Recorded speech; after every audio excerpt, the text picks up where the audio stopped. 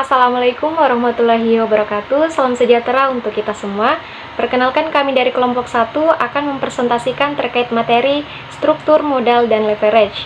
Di sini kami beranggotakan 11 orang, yakni yang pertama ada Alia Safa Faiza, Falis Fadila, Fainolila, Rika Mayanti Falila, saya sendiri Rismayanti Lista, kemudian ada Jessica Yusnita Adriani, Irwana Fauzia Junior, Erika Novitasari, Elilia Tiara Nastiti, Sela Triana, kemudian ada Cerisia Linviana.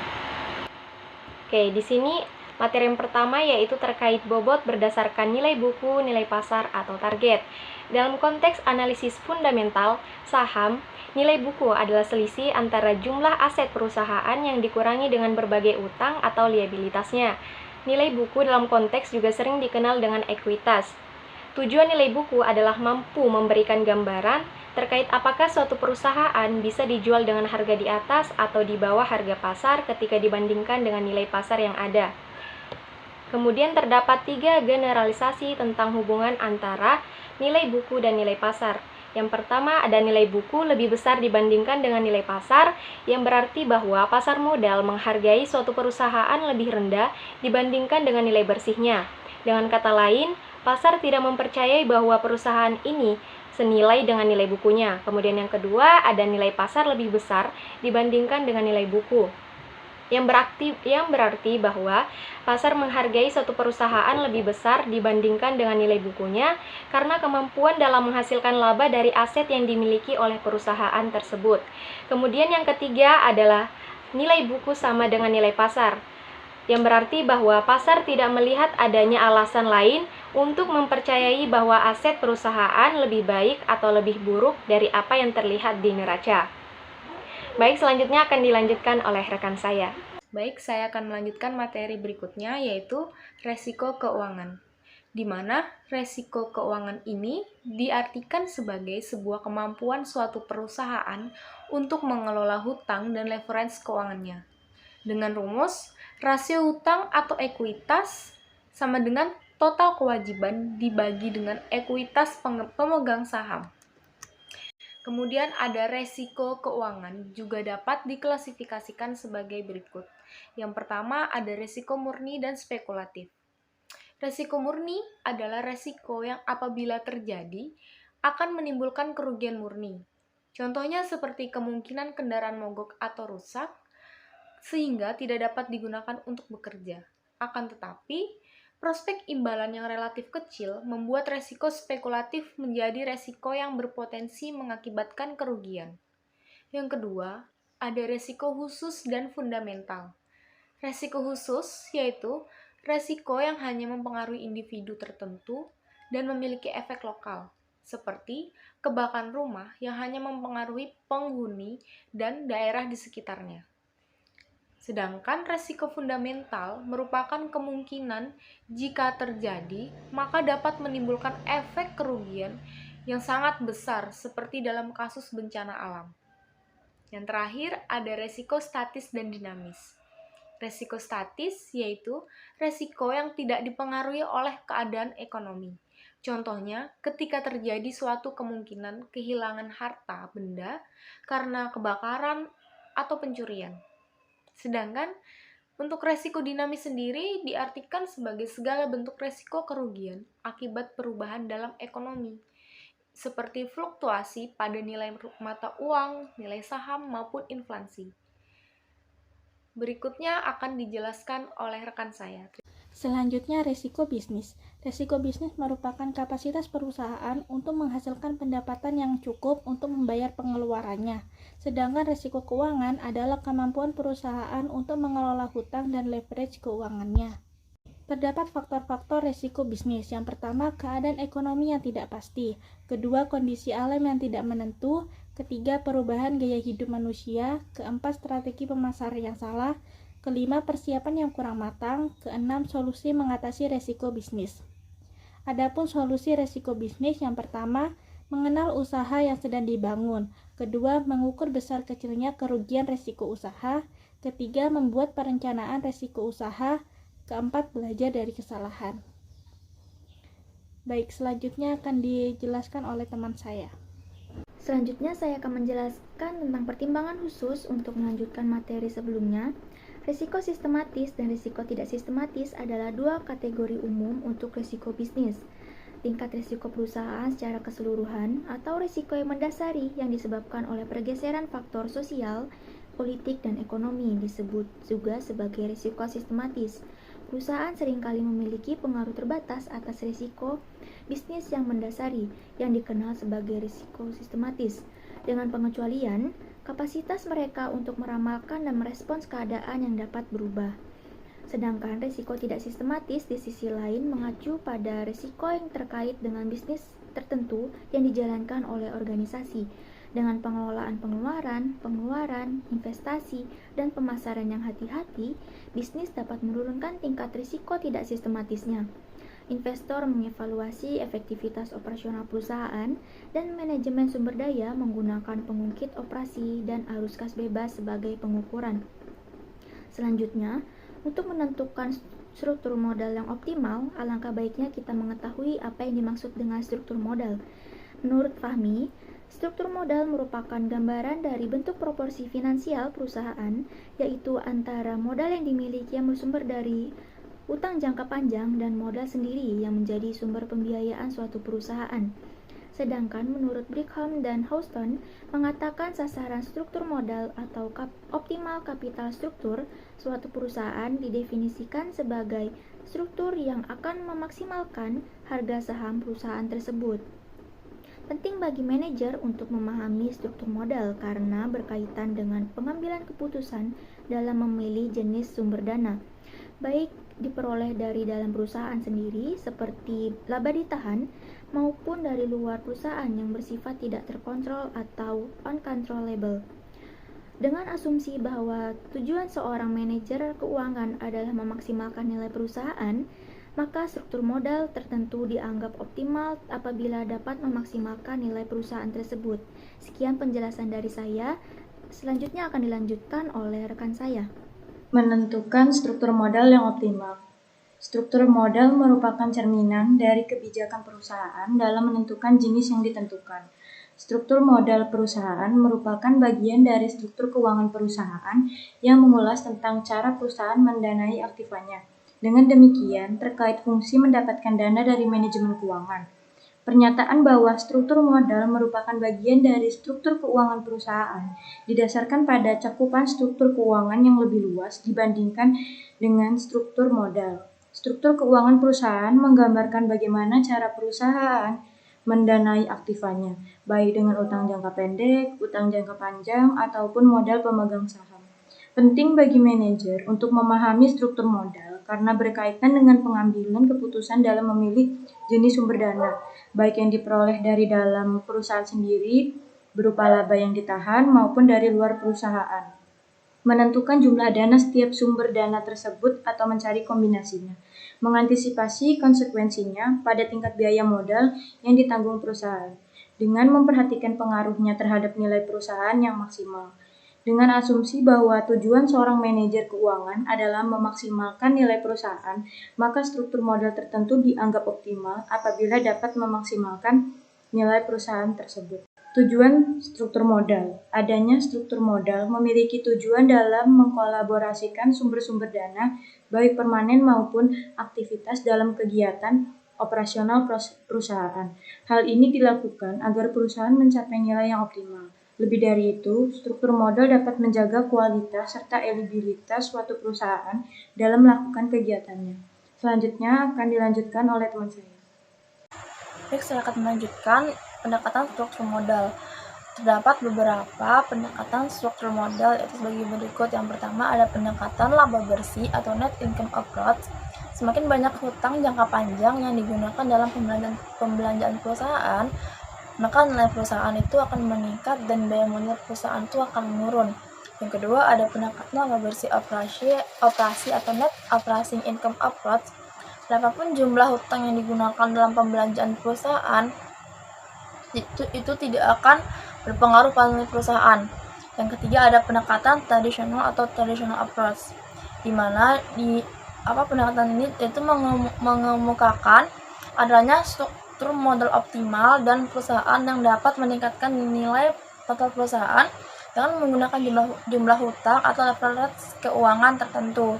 Yang terakhir atau yang keempat tuh ada Modigliani Miller Position. Menurut MM, nilai total perusahaan itu tidak dipengaruhi oleh struktur modal perusahaan, melainkan dipengaruhi oleh investasi yang dilakukan perusahaan dan kemampuan perusahaan untuk menghasilkan laba.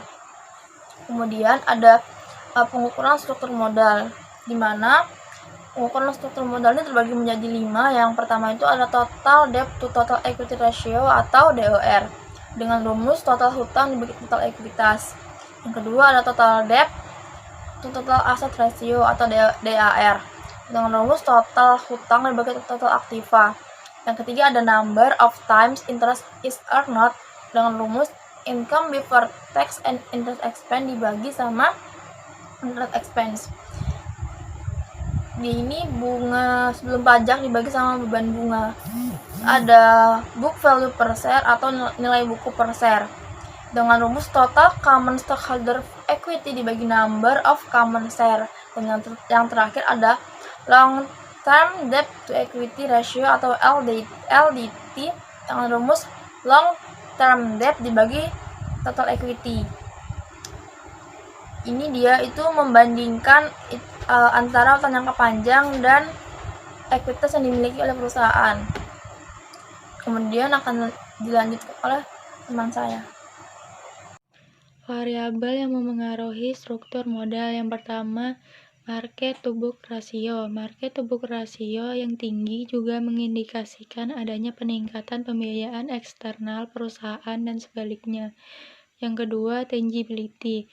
Berdasarkan perspektif trade-off teori dan agensi teori, perusahaan yang mempunyai fixed asset dalam jumlah yang banyak cenderung mempunyai jumlah utang lebih banyak daripada perusahaan yang mempunyai fixed asset yang jumlahnya sedikit. Yang ketiga ada profitability. Perusahaan dengan tingkat profitabilitas yang tinggi cenderung mempunyai tingkat utang yang rendah. Yang terakhir firm size. Firm size mengindikasikan bahwa semakin besar suatu perusahaan, semakin besar pula tingkat utangnya. Baik, yang selanjutnya adalah faktor-faktor yang mempengaruhi struktur modal. Yang pertama ada profitabilitas. Profitabilitas adalah kemampuan perusahaan dalam memperoleh laba, baik dari segi penjualan, keseluruhan aset, hingga modal sendiri. Nah, analisis profitabilitas ini bertujuan untuk mengukur kemampuan perusahaan dalam memperoleh laba, baik dari penjualan, aset, hingga modal sendiri. Yang kedua ada likuiditas. Likuiditas merupakan rasio untuk menggambarkan kemampuan perusahaan dalam memenuhi kewajiban atau utang jangka pendeknya. Nah, likuiditas ini menggambarkan seberapa liquid perusahaan dalam memenuhi kewajiban jangka pendeknya dengan aktiva lancar yang dimiliki, atau dengan membandingkan aktiva lancar yang dimiliki dengan hutang yang dimiliki perusahaan. Yang ketiga ada struktur aktiva. Struktur aktiva merupakan suatu sumber kekayaan ekonomi yang dimiliki oleh perusahaan yang dapat digunakan pada waktu yang akan datang. Nah, struktur aktiva sendiri terdiri dari aktiva lancar, aktiva tetap, dan aktiva tak berwujud. Yang keempat ada inflasi. Inflasi merupakan kondisi di mana permintaan dan penawaran tidak sesuai, sehingga akan berdampak pada meningkatnya salah satu harga secara berkelanjutan, termasuk meningkatnya biaya yang harus dikeluarkan perusahaan apabila perusahaan tersebut ingin mendapatkan modal melalui hutang.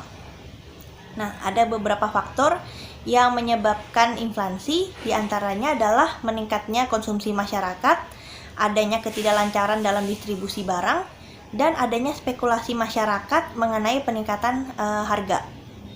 Dan yang terakhir ada suku bunga. Suku bunga adalah harga yang harus dibayar apabila terjadi pertukaran antara Rp1 sekarang dengan Rp1 nanti. Meningkatnya suku bunga ini akan mempengaruhi keputusan pendanaan perusahaan, karena suku bunga yang tinggi akan meningkatkan beban bunga apabila perusahaan ingin memperoleh modal melalui hutang. Selanjutnya akan disampaikan oleh teman saya.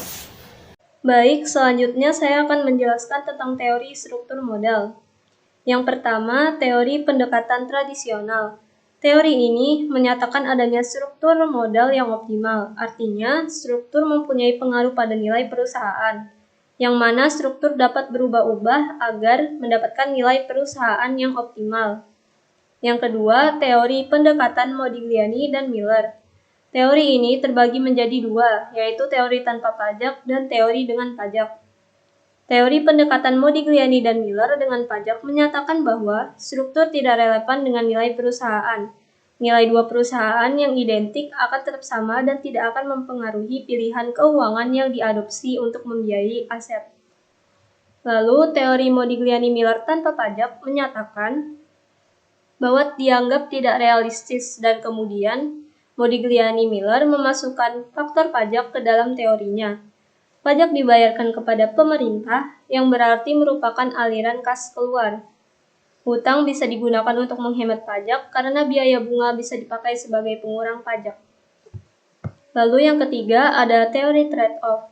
Teori ini menentukan struktur yang optimal dengan memasukkan beberapa faktor seperti pajak, biaya keagenan, atau kesulitan keuangan. Namun, tetap mempertahankan sebuah asumsi symmetric information dan efisiensi pasar.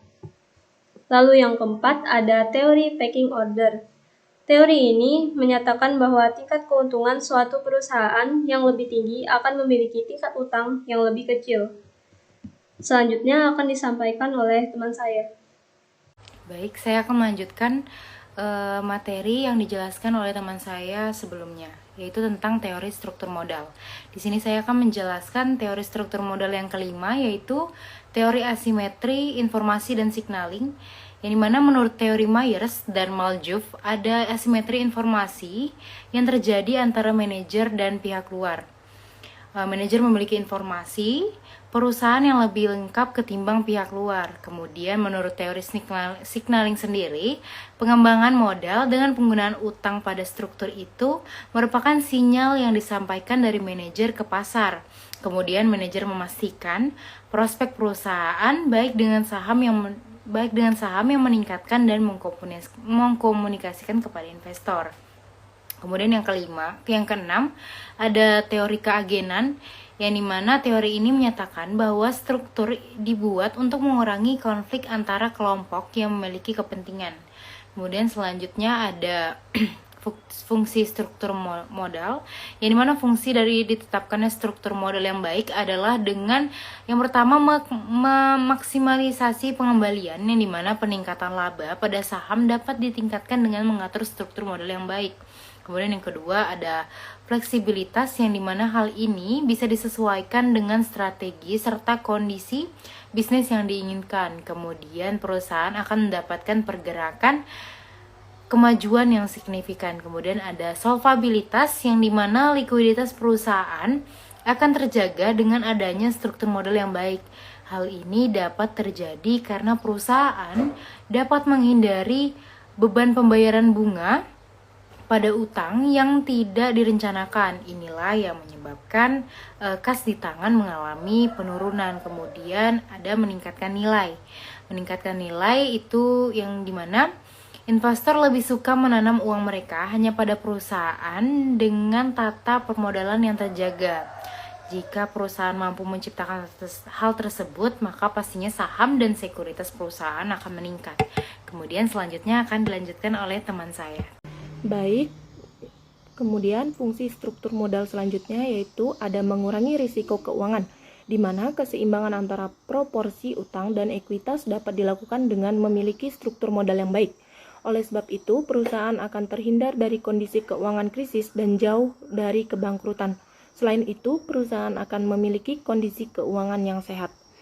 Kemudian, meminimalkan biaya modal, di mana struktur modal juga dapat dirancang untuk memenuhi modal utang jangka panjang yang strategis.